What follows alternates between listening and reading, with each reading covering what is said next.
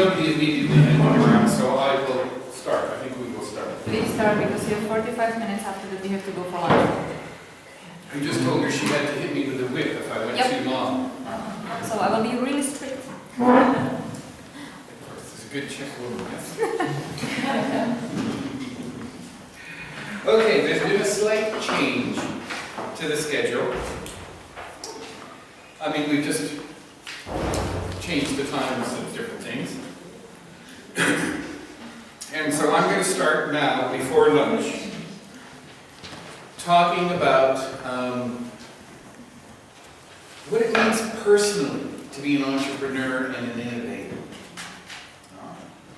And I call this Creativity Encouraged. Because as this author, his name is Torrance, as he says, you need courage to innovate.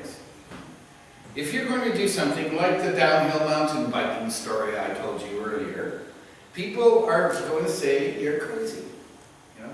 Your mama's going to be really worried that you're going to be poor. Your neighbors are going to think that this isn't going to work. Making something new is a journey of discovery, creativity, and hard work. And one of the first things it means, of course, is enough belief in two things. One is in your idea, and the other is in yourself. Now, in the next lecture, I'm going to talk about yourself much more in detail. I'm going to give you a tool you can use to deal with this. You know, oh my God, I'm in uncharted territory. I don't know if it's going to work. Oh, it would be so much easier to get a job. Yeah. But the people who made new things in our world, they faced that too. But they stuck with what they wanted to do. They stuck with their vision.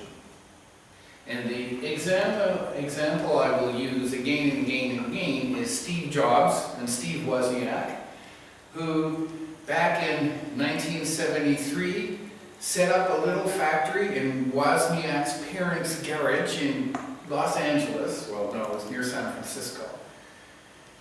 And they built a home computer. And everybody said, you guys are crazy. Who the hell is going to buy... And that computer, by the way, didn't have a screen or a keyboard. It had 12 lights and something like 6 buttons. And they said, no, but people will play games on these. Who's going to play games on these? And of course, Apple is now the wealthiest, most profitable corporation in the world. That's the journey we're talking about here. Well, you might not become the most wealthiest corporation in the world, but that you're still going to take a very similar journey. Outstanding creative achievement always involves a step into the unknown, because you don't know if it's going to work until you do it. You may have faith it's going to work. You may believe it's going to work. You may think that you've thought of everything. I can guarantee you that that's not going to be the case. Things will come up. And you have to deal with them. Now, when we introduced my institution, which is in Norwegian is called the Høgskole for Landbruksbygd, we are the smallest university college in Norway. We have 10 members of staff. We deliver a bachelor degree.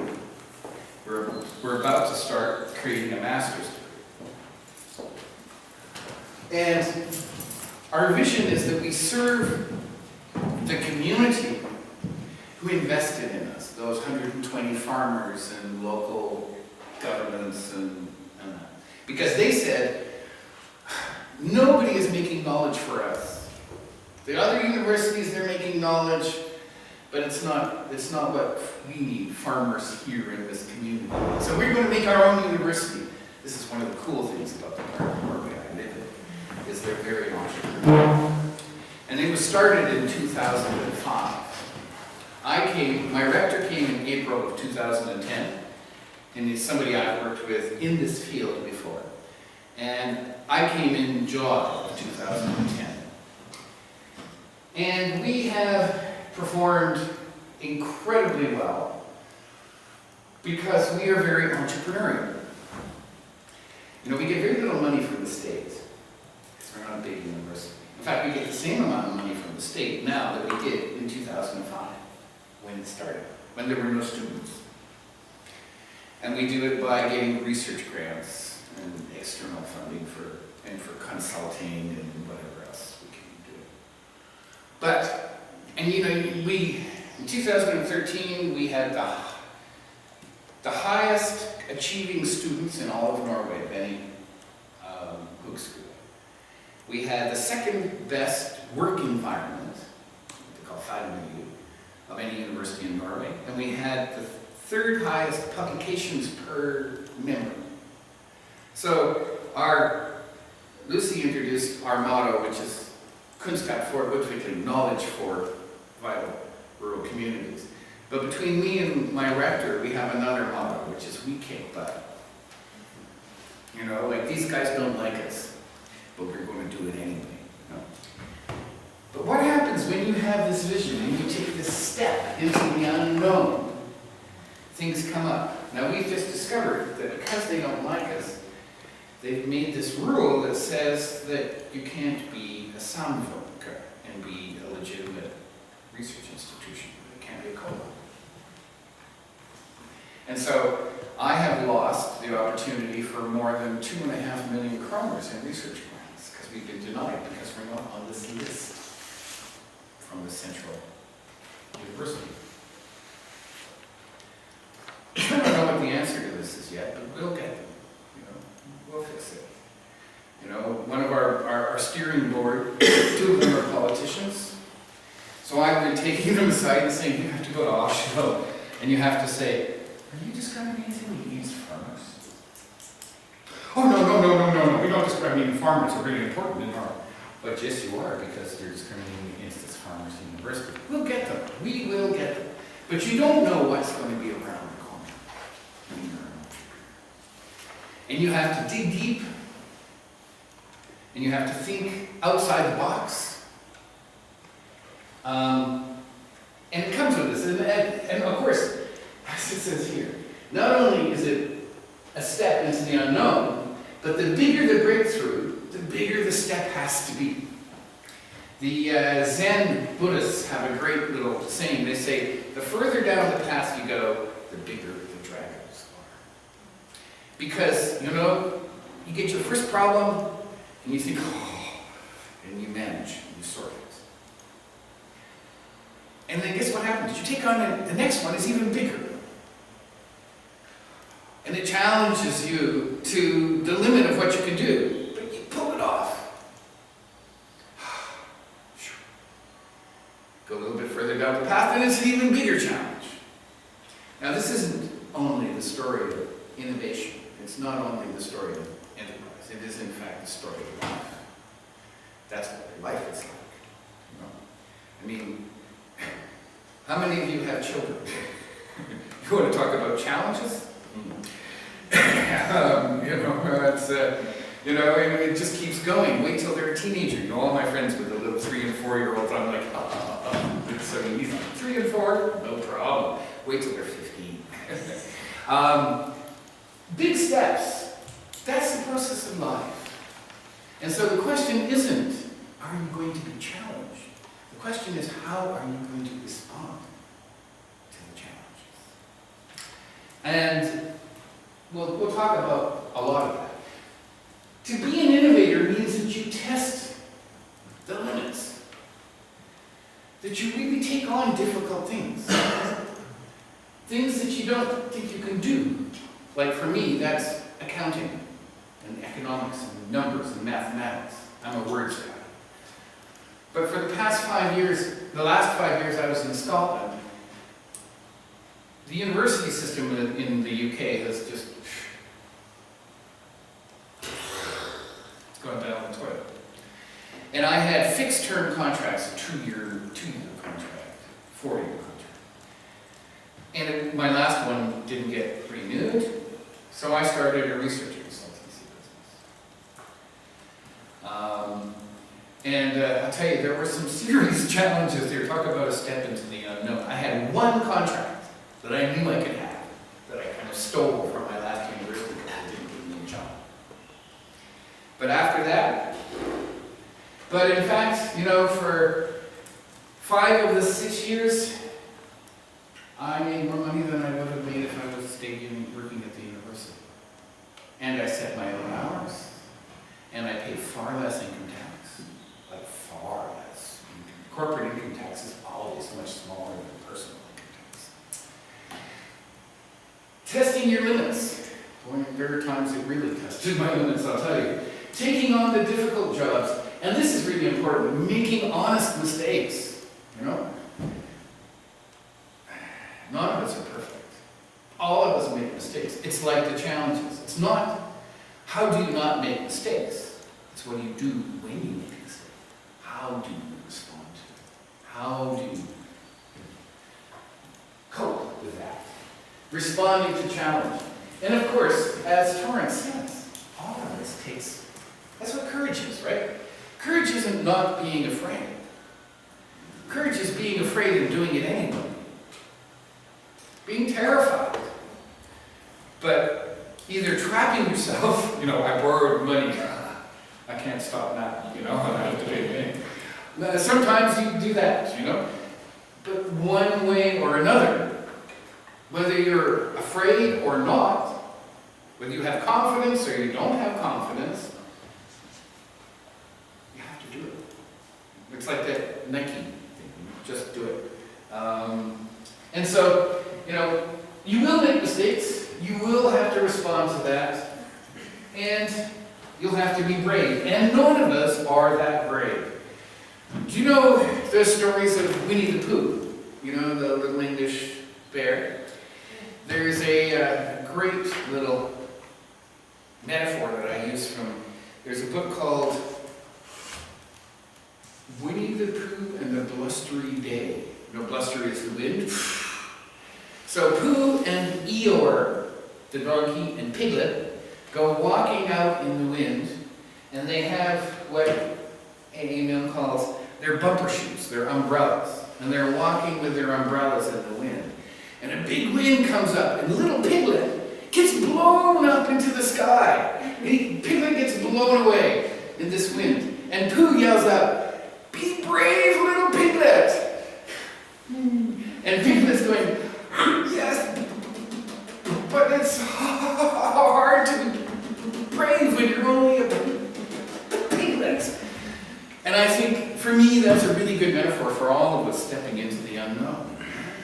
I mean, it's not easy for anybody. Don't let them fool you. Donald Trump, all of these. It's not easy for anybody. And you're not alone in that feeling. But, you have to ask yourself, I'm hanging up 100 feet over the ground. What am I going to do? Let go? No.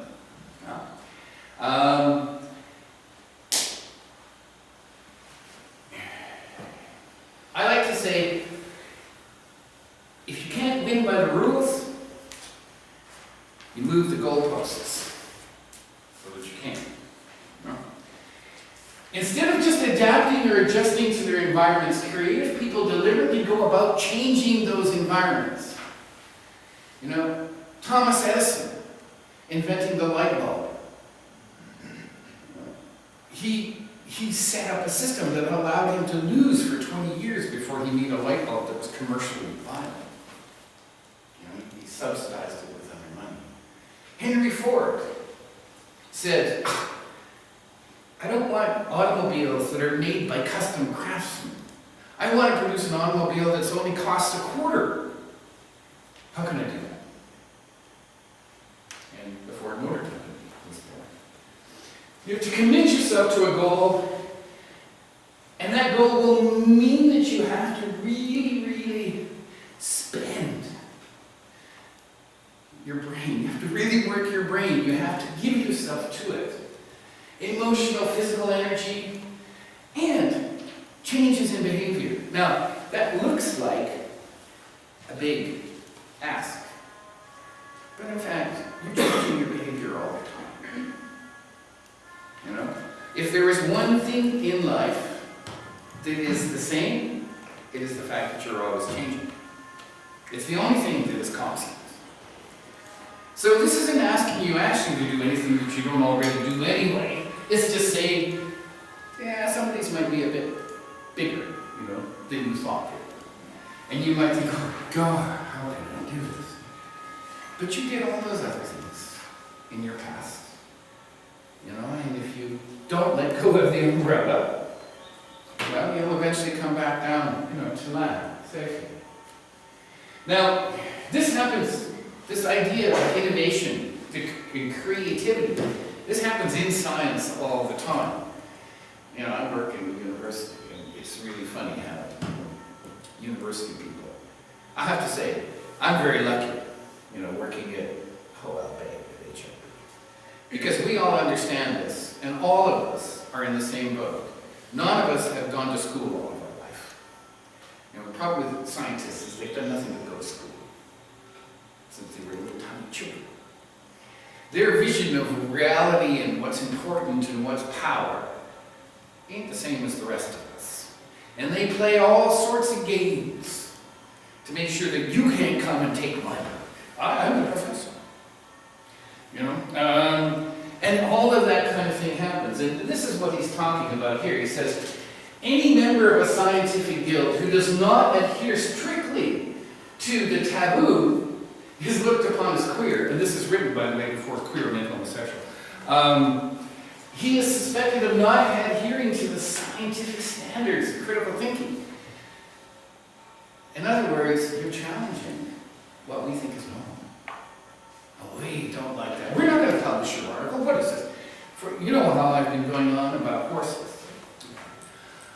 I have, for the past 3 years in a row, applied to form a European network of people who do research on the human-horse relationship. These networks are called Cost Actions, Cooperation on Science and Technology, and it's about new fields, innovation. So we've applied for a cost action on human-horse relations, and I mean, I have colleagues in every country in Europe are doing this. I mean, it's a very, in terms of a network, it's a quite strong network. The last time we were rejected, we got 3 rejections in a row. One of the referee's comments was, horses are pets for rich people, denied. Horses are pets for rich people. I obviously, I mean, and I went, but I went, okay, also, I clearly didn't make it clear enough to them, did I? That horses are an economic opportunity for farmers. That this is a growing field. That in fact, horses aren't pets for rich people anymore. They are in fact part of the middle class. The same way that gymnasiums and cross-country skiing and mountain biking is. Geez, I didn't make that clear enough. Next time I'm going to have to really go on about that. With a cost action, this is something else that is really important. I have learned that the average cost action has been rejected 4 times before it was successful. And when in the 1980s I worked as a salesman, they used to say 80% of all sales are made on the 4th call. So if you stop on the 3rd call, you've just lost 80% success. Don't stop. This is what we're talking about here. Now, this is the kind of thing we're talking about. With my business, my research business, I was incredibly successful. In the sense that I got funded 1 time out of 4 applications. And I don't know anybody who had that 1 in 4 ratio. Now at OLA, we're successful about 1 in 9. So you have to become very good at rejection. You have to learn to live with it, you know? And this also applies to community innovative enterprise as well. And it's, you know, Torrance calls it courage. I call it, you know, putting 1 foot in front of another until I get there in the end. And I'm not quite sure how long it's going to take. And somebody's going to knock me on the ground, and I'm going to have to get back up and then start again. That's what I learned from truck driving. And it works just as well in this field. You know? Because, as he says, these kind of things, you find them everywhere. All fields of human endeavor. What's interesting also, for people who are creative, highly creative, when these American psychologists, you know how they do this, they give 300,000 students a test. So they have a statistically significant interpretation of the results. And they discovered that creative people score really high in terms of experimental, intuitive, and resistance to social pressure scales. That's really important, that last one, you know? Like, I don't know how many times I've looked like a fool. And I can guarantee you that in this situation right now, it's probably not as bad as it's been before. And I'm still here. You know, it's like a really good little example. I'm teaching in Norway. Well, my students, the average age of my students is 35 years, and it's 9 women to 1 man, and they're mostly farmers. They're women who've inherited the farm and want to do something interesting with the farm. Husbands work on oil platforms, and the women want to start out a business on a family farm. I'm talking, lecturing away like this, and 2 of the women at the far end of the table are looking at me and laughing and kind of conspiring. But we sort of see a bit sneaky, like, you know, quietly. And I know they're laughing kind of at me. And I'm like, it's probably my Norwegian, you know. They're laughing at my pronunciation in Norwegian. For example, Norwegian has 5 oohs. You know, they're like, ooh, ooh, ooh, ooh, ooh. No, those are all different. It's not suda, it's suda. Right? You know, it's that kind of thing. And they're laughing at me for this. You know? And I'm like, lecturing, and it's like, I mean, I've looked like a bigger fool. I've been laughed at for far bigger things than this. I go home, I fire up Facebook, and here's a picture of me lecturing in the classroom. That's what they were doing. They took a picture of me talking and loaded it up to their Facebook account. So, of course, I went, oi! And fortunately, 2 fortunate things. Nobody said anything bad about me. And the other one is they went, oh, I guess I should have asked permission first. But you know, this is the kind of situation, you know, you can feel like, oh, I'm terrible at Norwegian. It had nothing to do with that. And all I could do was keep on keeping on, you know. Resistance to social pressure is a very valuable thing if you're going to be an innovator. You know, if you're going to do something different. What's interesting is, look at this idea. People behave more courageously, attempt more difficult tasks, and take more risk in small groups than they do in large groups, and also than they do by themselves. This is why community enterprise is such a useful thing. Because I might be going, oh, I don't think we can do this. But you're going to say, oh yeah, this is okay, let's keep going. I'll take over for a little bit here. Small groups, working together, it's historically how human beings have always found courage, in fact. You know, if you read interviews with people who are in the army fighting, they're not courageous for their country, they're courageous for their best mate, who they sleep in the same tent with, and he knows that he'll save my life and I'll save his life. That's what people are courageous for. Small groups is a good thing when it comes to innovative community development. Now, self-confidence. I'm not going to talk about this now because that's my next lecture. The whole thing is going to be about what is called self-efficacy belief. And all I'll say right now is those people who are very confident about their ability to accomplish difficult things were not born that way. They learned it, and you can learn it too. And I'll show you in the next lecture exactly how it works. But what I think is important right now is this idea that creative people forever test the limits of their abilities. You know, if you think about a music group, let's say the Beatles, for example. You guys are old enough at least to know who the Beatles are. I actually have students who don't know who the Beatles are, which is such an interesting thing. But if you look at their career, they're always trying to learn a new style of music. You know, they started out playing Chuck Berry rock and roll songs, but in fact they were crap addicts. And when I was 14, I bought their first album, which was all rock and roll songs, but it didn't sound like rock and roll. It didn't sound like Chuck Berry. It sounded like the Beatles. Because they couldn't do it. They couldn't be a Chuck Berry clone. All they could do was take the ideas, work them themselves, make their own music. They sounded like the Beatles. They didn't sound like Chuck Berry. And then they learned from country music, and they learned from, Indian music, and all these things.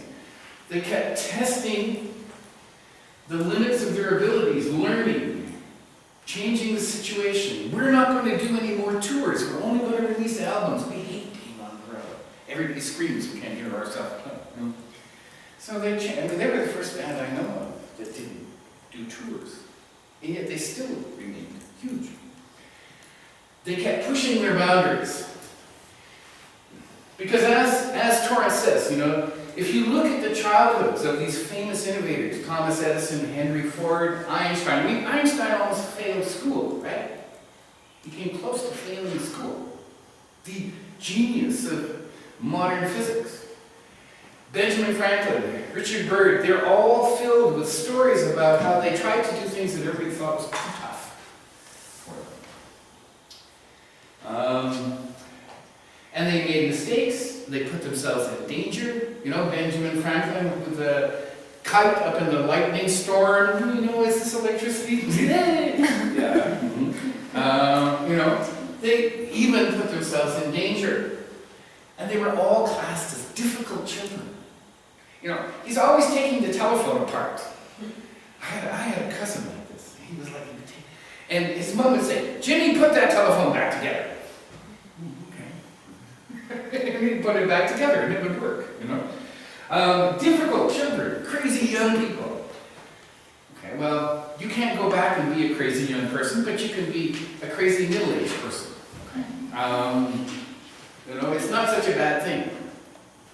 Now, how do we do this? How do we get from here to there?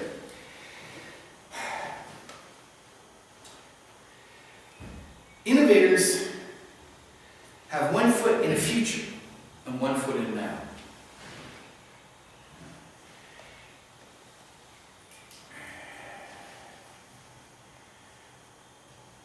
Basically, a citizen of two worlds, the present and the imagined. The future is our imagination. And the way that you make an innovation is you think, wouldn't it be great if we could make a computer that everybody could have in their house? Wow, isn't that a great idea? Just think about what people could do with all of that, Okay, what would it be like? Well, people would have it, and maybe it might be in their cars. They wouldn't be thinking about mobile phones. Steve Jobs and Steve wasn't doing this. This phone has more computer capacity than the American space shuttle when it first went up. They didn't think that far. But they saw a world that they wanted to build. And then, having walked out to the future, they had to figure out the steps to get from here to there. That's what you do. Wouldn't it be great if I was an independent research consultant, not having to kiss all these university athletes from backstage, How can I do that?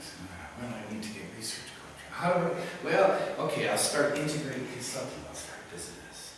And you work your way back. That's what the process of innovation is. It's about building a future.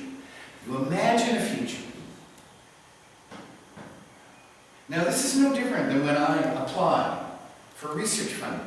In order to get the money to come here right now and be here and talk to you, this is the big irony. I say to the people with the money, oh, please give me the money because I want to work with some colleagues and friends and check it out. With this Something Entrepreneur Scout course so that they can create their own Czech version of this course. And they say, okay, tell me how it will work. So what they in effect are asking me to do is to actually already do it before they give me the money to do it.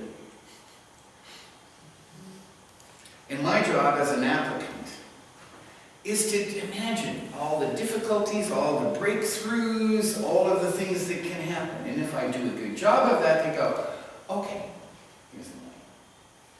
I think forward into the future, I work back, I think, what are all the details? You know, where are we going to do it? Who's going to do it? What are we going to teach? What are the lectures? What kind of resources will we give to people? How will we respond to, but in Czech it's different. How are we going to, we have to think about, we have to think about this, actually. You have to think about all of these things to show them that you know that you can get from here to there. It's no different. That's what I'm talking about here with innovation. You have to live in the present and in your imagined future. How many of us have heard parents or relatives say, stop dreaming, be here and now. Well, as it said here, societies have always been dependent on those dreamers to make the world that we live in. If there weren't misfits like innovators, we wouldn't have cars, we wouldn't have mobile phones. I wouldn't have been able to fly here from Norway in a day. We actually, as a society, we depend on these weirdos, as it were, to come up with the things that will become part of our lives. Now, the sad thing is, when it comes to this level of innovation, very often the people with the vision are not the ones who make all the money. There's story after story of mad inventors. Even Nikola Tesla, yeah? He died in New York in not nice circumstances because he was so difficult to work with. He was obsessive compulsive, and Tesla used to sit, he was horribly afraid of germs, and he would eat in restaurants every day, and he had to have a stack of 12 napkins. And he'd sit down at the table and he'd polish all of the knives and forks, throw that one away. Mark, does you go like this? The guy was absolutely extreme. But of course, he also invented AC electricity and high-frequency radio communication, things that are such a part of our world. We depend on these people. So, you probably won't have anywhere near that extreme level of something to deal with, but when something comes up, remember, it's actually important. It's important for the rest of us that you take these visions. I want to use horses to help teenage boys in high school who are poorly socialized. I think if I had them work with horses, they would learn responsibility and communication. This happens. I have a friend in Finland who's a principal of a high school. That's what she does. For the boys who look like they're at risk of failing, they get to take care of horses. And they do so much better in school. This vision, and she's working towards it, As this poet says, no problem so persistently defies our skill at drawing boundaries as the problem of the future. And when you think about the future, you have to leave what you know behind. You're bravely going where no one has gone before. Yeah? And it's really important to realize that that's at some point. You start out on this adventure and it doesn't come right away, but at some point you'll be feeling like this. Creativity and courage. Hopefully you'll be far enough into your process A, that you'll have committed so much to it you don't have any choice. And B, you will have learned already skills, you know, in the process that will then take you through these difficult challenges. But I love this. I love this statement. I think this is something to live by. The spiritual overstepping of your boundaries. To dream and imagine, to take yourself to places that you're not supposed to be. I could be Prime Minister of Canada. Is the source of all human creativity. That's a pretty cool thing. Think about it.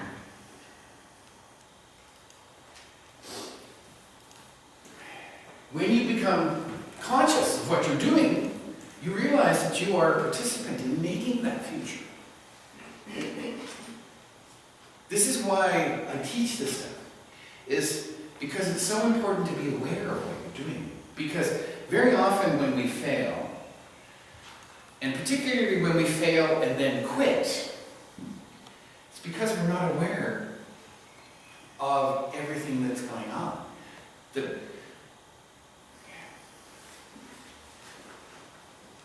How are we doing for time? Still good. Yeah. 1994, I was in college doing my master's in Vancouver.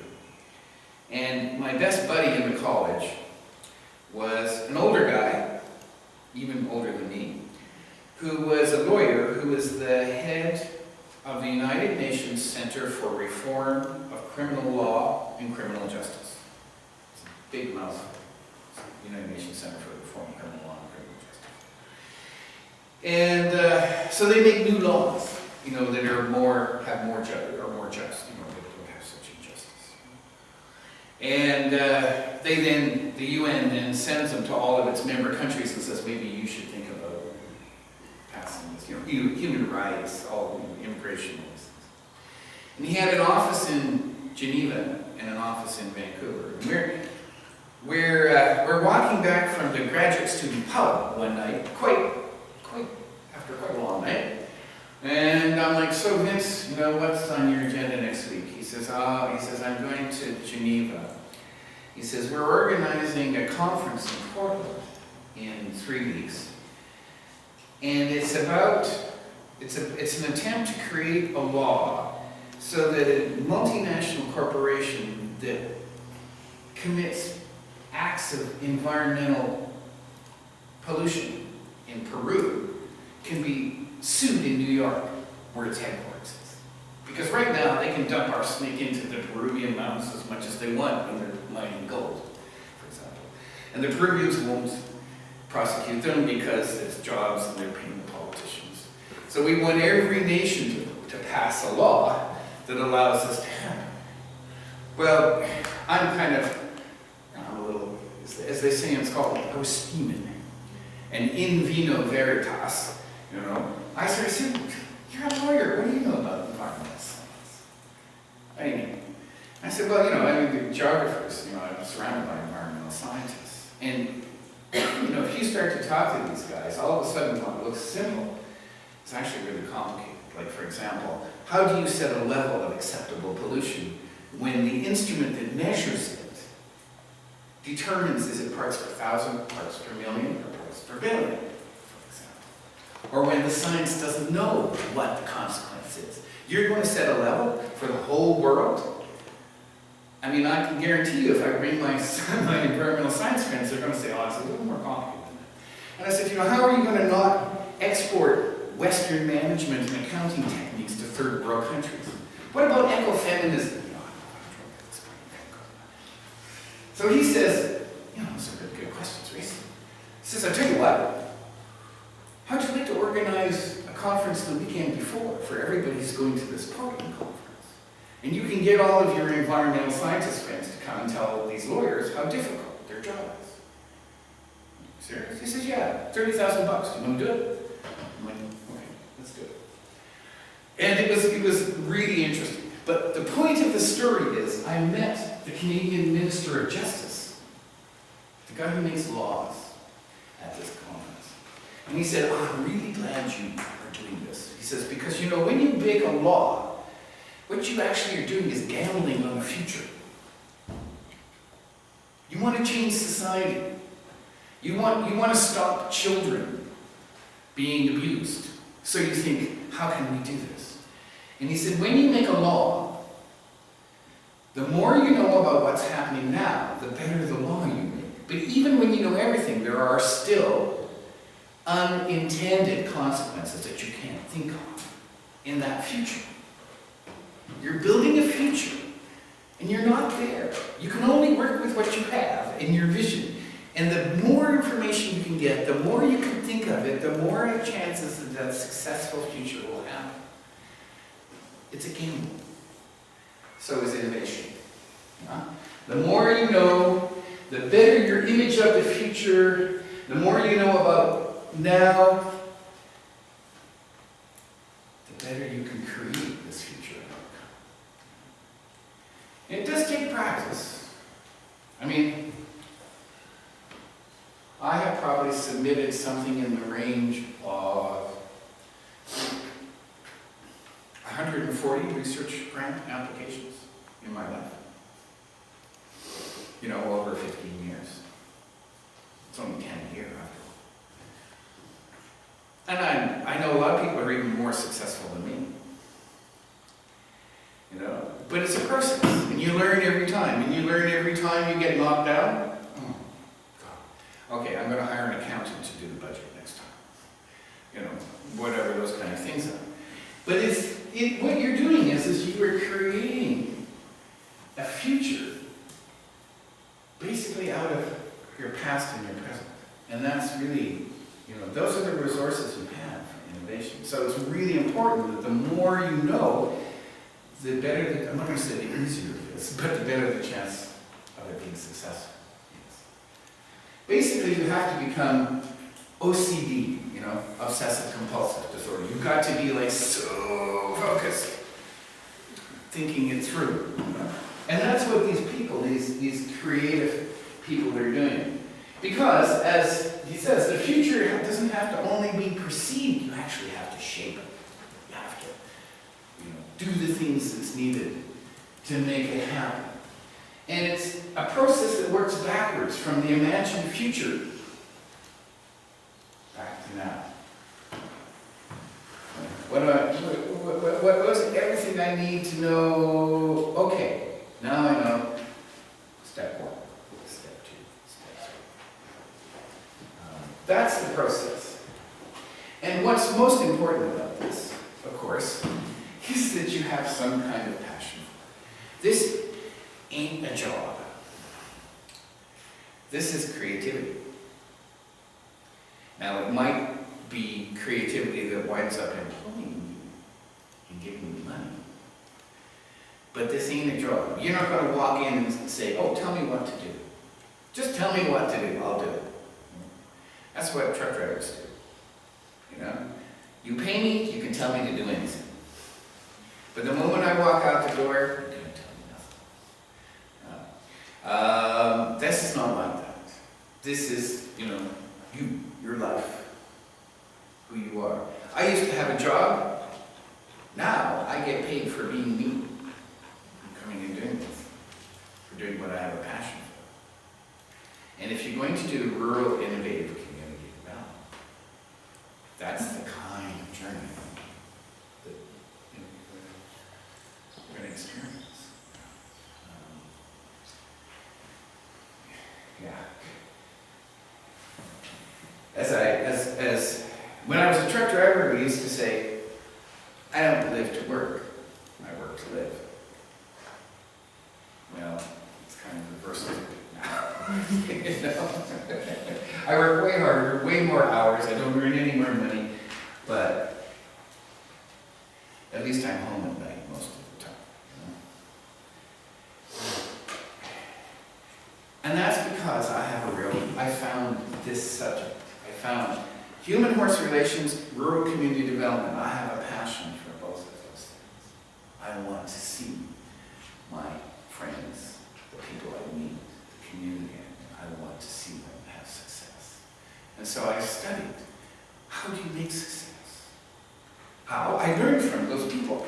I didn't go to books. kind of what kind of skills does a community organization need? All of those things. You have to have a passion, or as Torrance says, falling in love with something, a dream, an image of the future.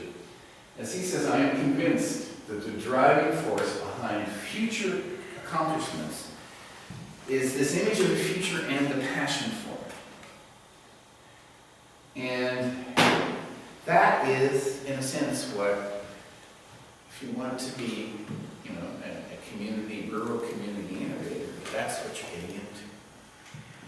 Sometimes it's a bit of a wild ride, but then a lot of times it's not either. And a little bit of a wild ride can actually be fun. I'll talk again about this after lunch, but I'm a musician, and in the 1970s I played, semi-professionally for several periods. And I stood up on stage in front of 12,000 people. And I tell you what, it certainly concentrates your mind to stand there off the side of the stage with your guitar in hand. And there's all those people out there, and you're just thinking, I have to go to the bathroom. And I have friends who are musicians who vomit every time before they go on stage. And you say, I need to get something done about this. They go, oh, it's okay. It just means I'm going to have a good performance. And you're like, this is really sick. But that's how we are. We like challenge. We respond to challenge. We grow and learn through challenge. Sometimes it's uncomfortable. But then great accomplishment often comes through a process of great challenge. And that is where I'll leave you until after lunch, and then we're going to talk in a much more positive way about this process of challenge in terms of self-confidence and self-efficacy. So, thoughts, questions? Scary? Is it scary?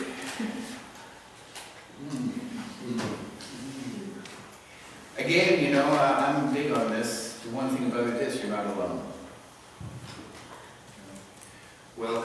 Welcome to the community of people who want to make a difference in the world. And we'll see how we get there. Okay, thank you. Lunchtime. And Lucy, we'll all be together, but when do we start up? It's not lunchtime. It is. It is? I just moved it. Mm-hmm. Okay. So we can do now. This is a bit shorter, right? We have 1 hour for lunch. Okay. So we can meet in 1 hour, or if you need, no, not more time. If you, I prefer less time actually for the lunch. You So see, I'm a bit whenever- fast on this. Yeah, whenever you're ready, just let's meet here again. But I might not be fast this afternoon, I might be long, so let's make it 1 hour and start. Yep. Okay? Good. Yes.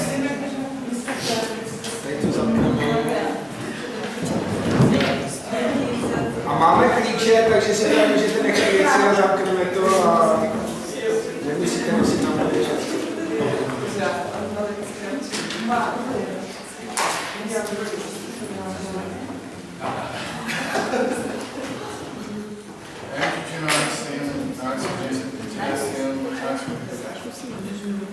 Aha, ruka se potřebuje. Okay.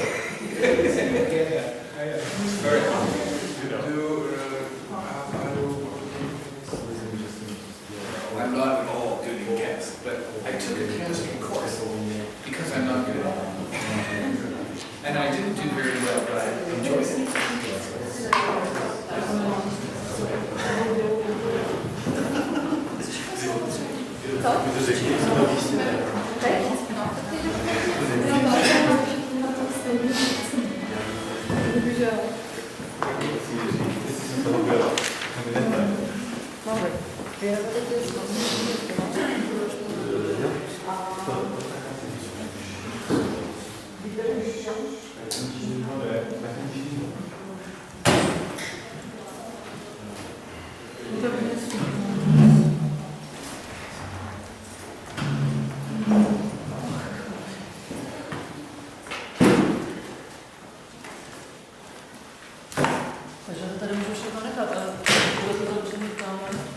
Kam mi to zavřené na zdroji?